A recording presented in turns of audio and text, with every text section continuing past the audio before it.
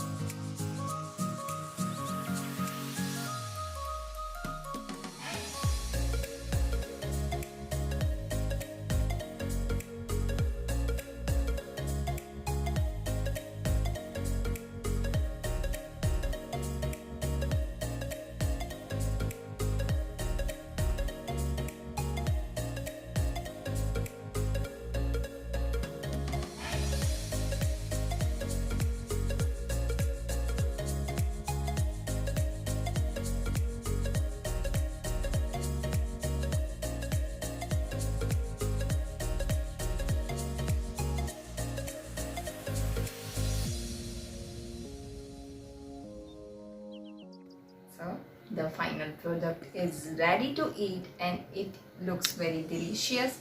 Must try this kala chana sundal at your home.